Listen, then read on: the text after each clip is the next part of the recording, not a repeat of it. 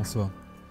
Il y a quelques années, IBM a fait une enquête auprès des dirigeants pour leur demander quelle était une valeur essentielle, ou quelles étaient les valeurs essentielles à développer chez eux et auprès de leurs collaborateurs, et la créativité était au sommet de cette enquête. Malheureusement, quand je rencontre des dirigeants, je rencontre beaucoup via l'APM notamment, il y a pas mal de paradigmes en matière de créativité. Et quand on parle de créativité en entreprise, on associe souvent cela à la pensée divergente. Think out of the box. Il y a des formules anglo-saxonnes bien connues. On parle aussi d'intelligence collective, comme si la créativité devait absolument être faite à plusieurs pour être efficace. On parle aussi de dynamique d'innovation, comme si la créativité devait être quelque chose de dynamique, de rapide, de rythmé, etc. Et que dans ce rythme, eh bien, les idées sortiraient plus facilement. On parle également que la quantité génère la qualité. Donc le postulat, c'est que plus vous aurez d'idées, plus vous aurez des idées de qualité. Après, vous gérez cette quantité, c'est une autre affaire. On dit aussi que la créativité peut s'organiser, se manager. D'ailleurs, je fais ce boulot depuis 15 ans. Je ne le ferais pas si je ne croyais pas qu'on peut mettre en œuvre la créativité personnelle ou d'un groupe. Pour autant, je vais vous montrer par quelques exemples et réflexions que les choses peuvent en être autrement et que notre réflexion sur la créativité peut s'en trouver enrichie. La première chose, la créativité n'est pas qu'une pensée divergente. Si on croyait ça, on pourrait croire qu'il suffit d'avoir des idées un petit peu hors du commun, d'identifier les paradigmes d'une pensée pour d'office être génial. En réalité, je consacre beaucoup de temps à la phase antérieure. Il y a un Américain qui s'appelle Roger von Euck qui donne une métaphore très intéressante du processus créatif en parlant de 4 personnages. Il dit que être créatif, au fond, c'est incarner successivement un explorateur, un artiste, un juge et un conquérant. Et quand je montre les images de ces personnages, eh bien, les gens me disent bah oui, bien sûr, le personnage le plus évident pour la créativité, c'est l'artiste. L'artiste, celui qui, je lui donne un chapeau de fou du roi, c'est celui qui a les idées hors du commun, qui est justement capable de transgresser les règles, qui est capable de jongler avec ses talents pour générer des idées nombreuses, nouvelles, inattendues. Mais en réalité, ces gens-là, d'abord, nous intimident parce que les gens très créatifs, on a l'impression que c'est comme Obélix, ils sont tombés dedans quand ils étaient petits, alors que ces gens se nourrissent en amont par une autre posture, qui est celle de l'explorateur. L'explorateur qui est curieux de tout et qui glane en permanence des informations pour, après, peut-être en faire quelque chose. J'ai écrit notamment un livre sur les génies. Je me suis rendu compte qu'une constante chez les grands scientifiques, écrivains et autres artistes, c'est la curiosité. C'est une curiosité exogène. C'est en se nourrissant à des sources qui ne sont pas dans leur domaine que ces gens ont réussi à profondément le régénérer. Et une autre chose, une autre posture de l'explorateur, c'est cette capacité de consacrer du temps à poser la question de base. Parce que souvent, des processus créatifs échouent parce qu'on se pose de mauvaises questions. Ou dans la question, on enferme déjà une réponse ou une gamme de réponses particulières. Et en aval, après l'explorateur et l'artiste, il y a le juge et le conquérant. Le juge qui, d'abord, doit évaluer toutes les idées en fonction de ses objectifs, en fonction de ses limites, en fonction de ses valeurs. Et en regardant tout ça, pouvoir faire émerger celle qu'il juge la plus pertinente. Il doit avoir la foi aussi, la foi bien ancrée pour croire en son intuition et la mener jusqu'au bout face à toute l'adversité qu'il peut rencontrer. Et bien sûr, le conquérant, celui qui va se battre pour mettre en œuvre les idées. Alors on voit déjà dans ces 4 personnages pas mal de paradoxes. Il s'agit d'être imaginatif et critique.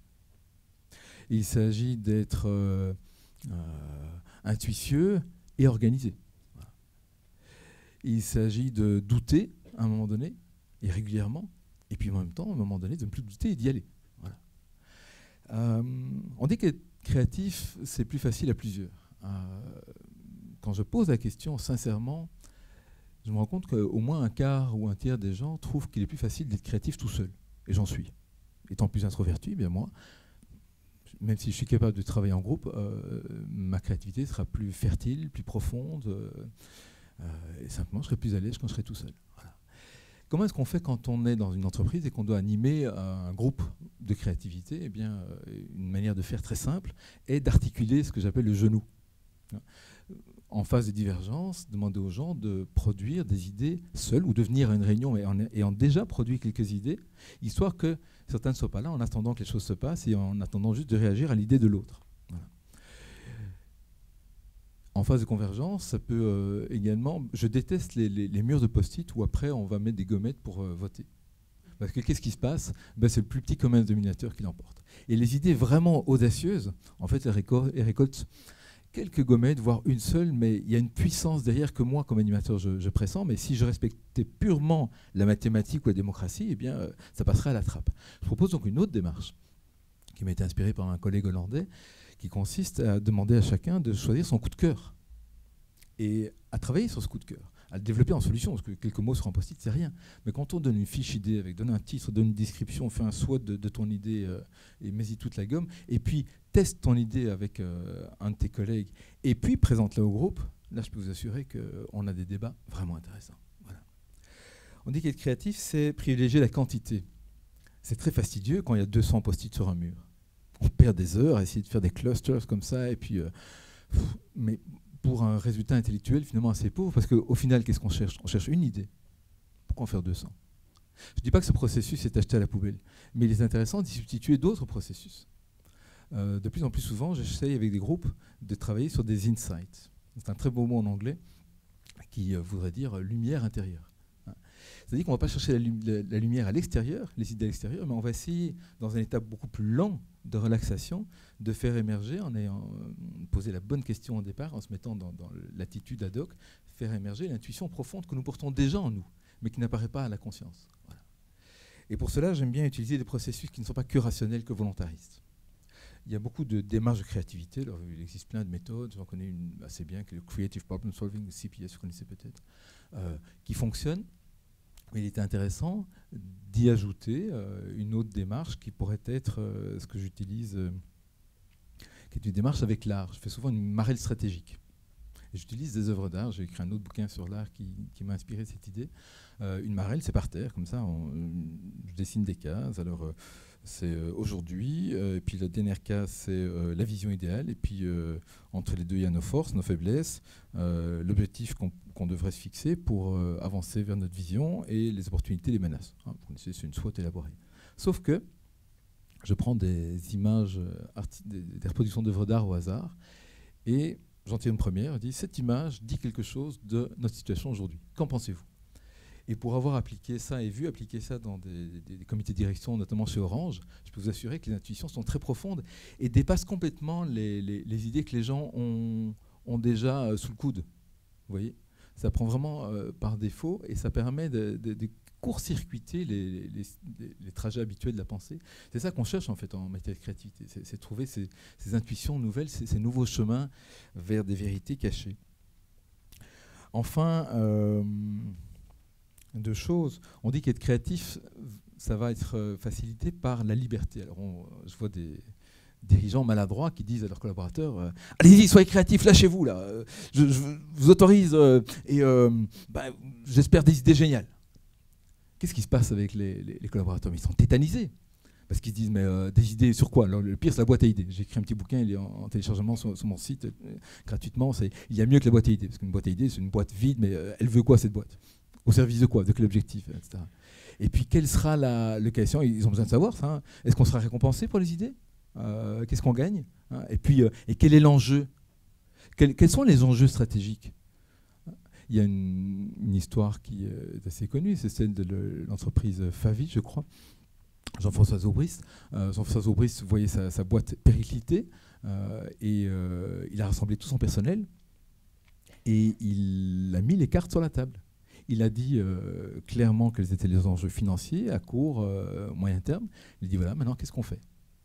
Je ne suis pas tout seul capable de trouver la solution, j'ai besoin de vous. Voilà un manager créatif qui sollicite la créativité de ses collaborateurs. Ce que je voudrais dire, c'est que la liberté ne suffit pas.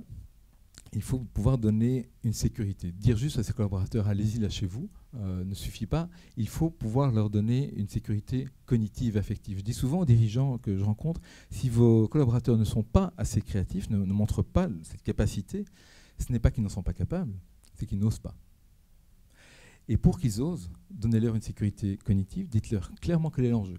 Donnez-leur les règles du jeu, donnez-leur les délais, négocier avec eux les délais, le cas échéant, négocier avec eux le matériel, le personnel dont ils auront besoin, et donnez-leur une sécurité affective, c'est-à-dire montrez-leur que vous leur faites profondément confiance.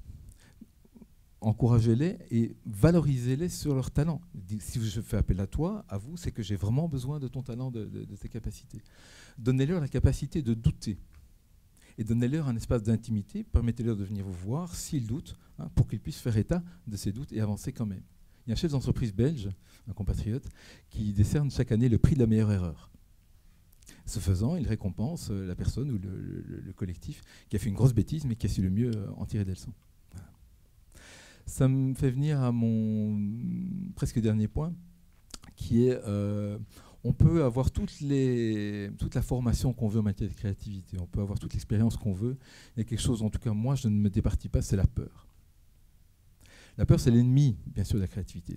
C'est une peur qui est héritée de l'éducation. J'ai 4 enfants. Un enfant de 2-3 ans n'a pas peur d'être créatif. Il y va, il envoie.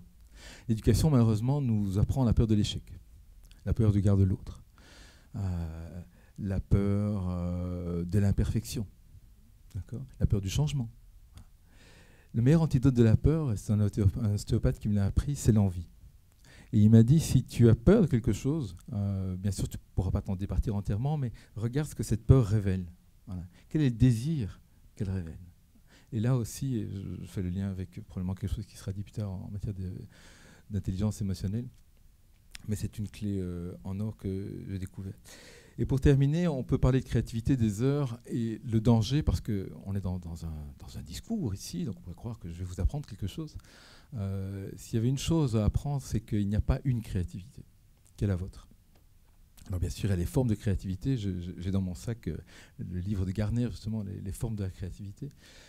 Mais au-delà de ça, c'est simplement quelles sont les circonstances dans lesquelles vous êtes le plus créatif. Est-ce que c'est seul ou à plusieurs? Est-ce que c'est en pensée ou en action? Est-ce que c'est dans le stress ou c'est dans le repos? Voilà. Est-ce que c'est par rapport à des désirs ou par rapport à des menaces? Voilà. Et sachant cela, je crois que vous aurez chacun plus de prise sur votre propre créativité en connaissant vos circonstances les plus favorables. Carl Rogers disait, ce sera ma conclusion, dans le sens le plus profond, être créatif, c'est se réaliser en tant que personne.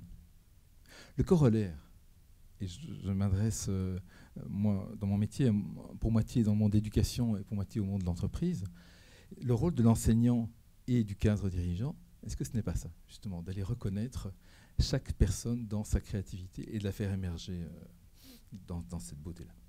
Voilà ce que j'avais à dire sur le sujet en 10 minutes. Un grand merci Philippe.